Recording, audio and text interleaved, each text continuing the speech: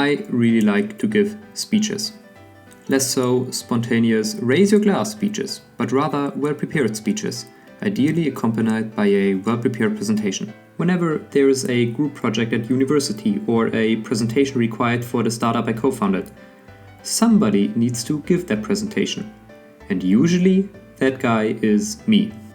I enjoy doing it, and like everyone, I like to improve upon my hobbies. Over the years, I've taught myself a few things about how to prepare a good speech. So despite all the seminars and books and videos that exist on this topic already, I would like to give you my personal take on it. Whenever I prepare a speech, there are two crucial things that I really pay attention to. I call them focus and toolbox. Let's start with focus. Focus asks the question, out of the 1 billion things one could say about this topic, what are the most important ones which I want the audience to know? To achieve a strong message, you need to choose very carefully what information to include in your speech and not fall into the tempting trap of trying to include everything. Steve Jobs was the master of focusing on clear messages. Take, for example, his introduction of the iPod Nano in the year 2005. A remarkable piece of consumer tech at its time. Rather than going through every single feature, he chose one message that determined the tone for the entire presentation. It's the thinnest piece of consumer electronics in the world. That was his message. And he was using remarkably few words to communicate it. Sure, he prepared some nice slides to go along with that, but if you think about it, the slides weren't all that important. They simply reinforced whatever he was saying in that moment. The starting point of every presentation should be a speech. And every speech needs a clear focus. Only when you're very clear about what the few things are that you want the audience to know, you can make them care. If you don't know what exactly it is that you want them to remember, then they won't know either, and nothing cries "I don't care" louder than losing the train of thought of the audience.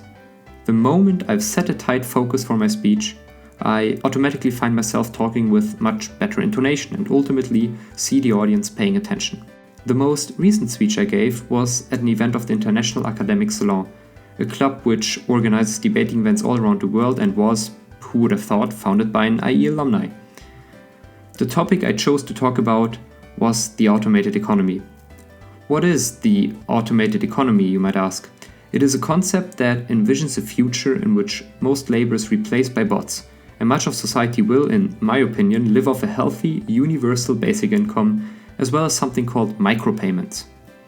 I've been reading literature on this topic for years out of sheer interest and developed some of my own ideas in that time.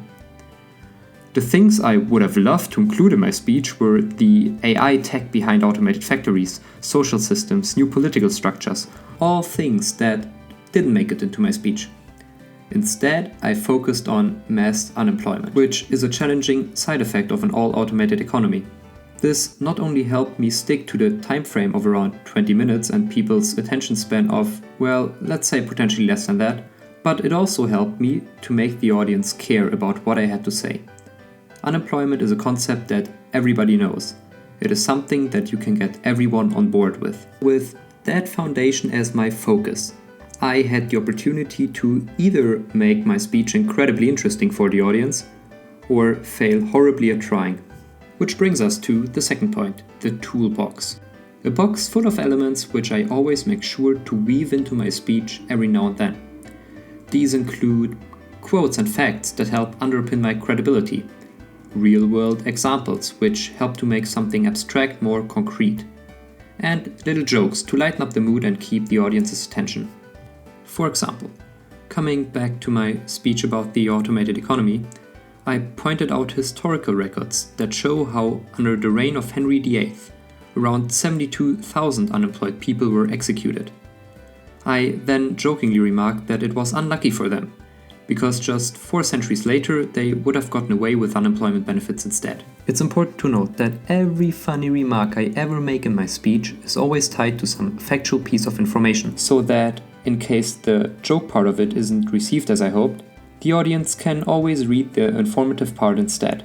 Never ever include a joke into your speech which has the sole purpose of being funny, unless you're a comedian. With focus and toolbox in mind, I work on the script for my speech, and writing the script goes hand in hand with practicing. Very often I read sentences out loud immediately after I wrote them down. just to see what they sound like when spoken. Most of the time, they sound rather different than what I imagined them to sound like in my head. Ultimately, I end up going over every word multiple times and create dozens of iterations of my speech in the process. The very last iteration I'm working on is the one that ends up being my speech, just like this one you just heard.